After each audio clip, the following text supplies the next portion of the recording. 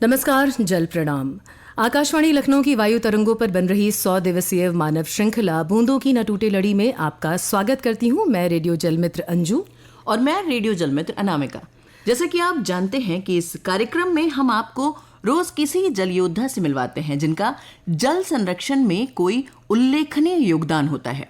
जी हाँ दोस्तों, इसी क्रम में आज हमारे साथ हैं उदयपुर राजस्थान से डॉक्टर पीसी जैन, जो पेशे से मेडिकल डॉक्टर हैं, परंतु जिन्होंने जल योद्धा बनकर बड़े काम किए हैं।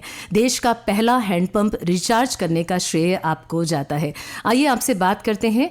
आज का विषय है हैंडपंप रिचार्ज। नमस्कार डॉक्टर पीसी जैन, बहुत बहुत स्वागत है आपका कार्यक्रम बूंदों की न टूटे लड़ी में। धन्यवाद मैडम। सर, सबसे पहले आपसे जानना चाहेंगे कि हैंडपंप रिचार्ज से क्या आशय है और हैंडपंप काम करना क्यों बंद कर देते हैं? देखिए, जिस प्रकार हमारा मोबाइल की बैटरी डिस्चार्ज हो जाती है तो वो मोबाइल हमारा काम करना बंद कर देता है।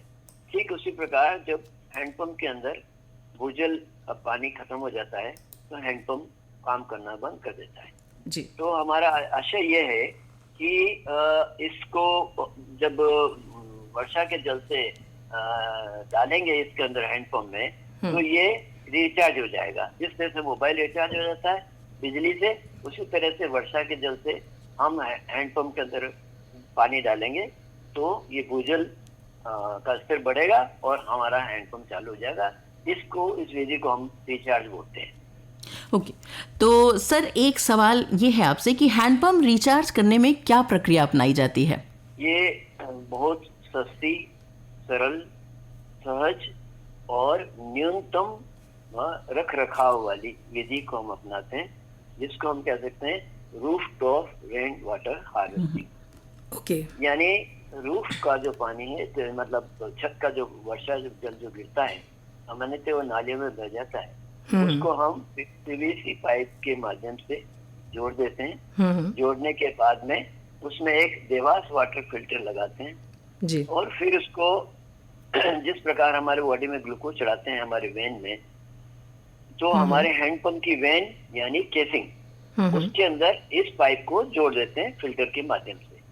तो जब बारिश आती है तो वो वर्षा का जल इस हमारे हैंडपंप के अंदर चला जाता है, तो उससे भूमिगत जल का स्तर बढ़ता है, उसकी शुद्धता बढ़ती है और उसका बिजली का खर्च भी कम हो जाता है और साथ ही साथ आसपास के गलियों के अंदर फ्लडिंग की जो यानी बाढ़ की स्थिति भी समाप्त हो जाती है। क्या बात है। और जी, इससे ये कह सकते हैं कि ये एक तरह से बॉडी के अंदर ग्लूकोज चढ़ाने जैसी विधि है जो कि बहुत ही सरल और सस्ती है। बिल्कुल बिल्कुल जी।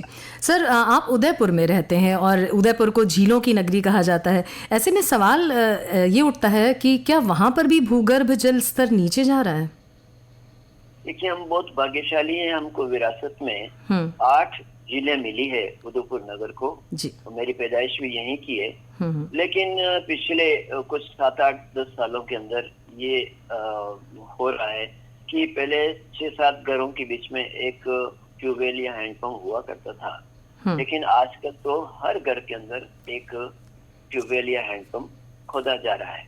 यानी भूजल का दोहन बहुत अधिक हो चुका है और इस की वजह से अभी जो लेटेस्ट डेटा है ये बताता है कि हमारा उदयपुर नगर भी अति दोहित क्षेत्र में आ चुका है। इस अति दोहन की वजह से और जलदान न करने की वजह से यानी रिचार्ज न करने की वजह से भूमिगत जल हमारा बहुत नीचे जा रहा है और उसके प्रभाव नगर के अंदर दिखना शुरू हो गए जी।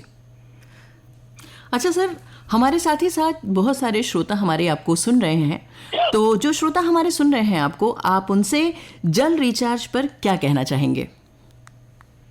मैं ये कहना चाहूंगा पिछले कई वर्षों के 20-22 सालों के अनुभव के आधार पर कि हमें अभी से ये संकल्प लेना चाहिए कि जिस तरह से मोबाइल के साथ रिचार्ज सिस्टम आता है तो हमारे हर हैंडपंप ट्यूबवेल के साथ रिचार्ज सिस्टम लगा देना चाहिए, ताकि जो है जब भी वर्षा का जल आवे तो वो हमारे इस भूमिगत जल में चला जावे और इससे हमारी आने वाली पीढ़ी को जल संकट से हम बचा सकेंगे। तो ये संकल्प आज के दिन हमको लेना है और अभी से तैयारी करनी चाहिए, ताकि बारिश आजकल 12 महीनों में कभी भी आ जाती है।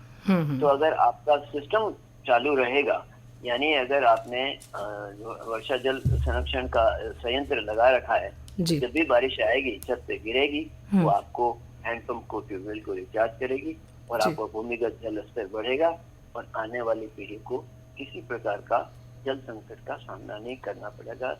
ये संकल्प हमको आज के दिन लेना है, क्योंकि सबसे बड़ी बात है इसके अंदर हमको खड्डा भी नहीं खोदना है और जमीन के अंदर कोई खड्डा नहीं खोदना है और जी, बहुत ही आसान प्रक्रिया आपने बताई भी हमारे श्रोताओं को। और वैसे भी डॉक्टर साहब, देखा भी जा रहा है कि बहुत सारे हैंडपंप सूखे पड़े हैं जो बिल्कुल बस ऐसे देखने के लिए हमें दिखाई पड़ते हैं। तो मुझे लगता है उनमें नई जान आएगी और उनको रिचार्ज करना, मुझे लगता है आपके अनुभव सुनकर हमारे श्रोता जागरूक होंगे और इसमें मदद मिलेगी उन्हें। इस कार्य के लिए वो प्रेरित होंगे और अवश्य करेंगे। बहुत बहुत आभार सर आपका, डॉक्टर पीसी जैन। आप हमारे साथ सीधे उदयपुर से जुड़े और अपने अनुभव साझा किए, इतनी अमूल्य जानकारी हमारे श्रोताओं को दी। Thank you so much sir. धन्यवाद। श्रोताओं, आपको ये कार्यक्रम कैसा लगा हमें इस मेल आईडी पर सूचित करें bkntl@gmail.com। इस मेल आईडी पर प्राप्त कुछ मेल अभी हम पढ़ेंगे, लेकिन म्यूजिकल ब्रेक के उस पार। जी हाँ, और हमारे साथ आज जुड़े थे डॉक्टर पीसी जैन उदयपुर राजस्थान से। कल फिर किसी एक नए जल योद्धा के साथ इसी प्रोग्राम में आपसे ज़रूर मिलेंगे, लेकिन फिलहाल के लिए मैं रेडियो जल मित्र अंजू, रेडियो जल मित्र अनामिका आपसे विदा लेते हैं इस ह्यूमन चेन यानी बूंदों की ना टूटे लड़ी से। और इस म्यूजिकल ब्रेक के बाद आपके ईमेल्स ज़रूर शामिल करेंगे। सुनते रहिए 100.7 FM, क्योंकि जहाँ हैं आप वहीं हैं हम।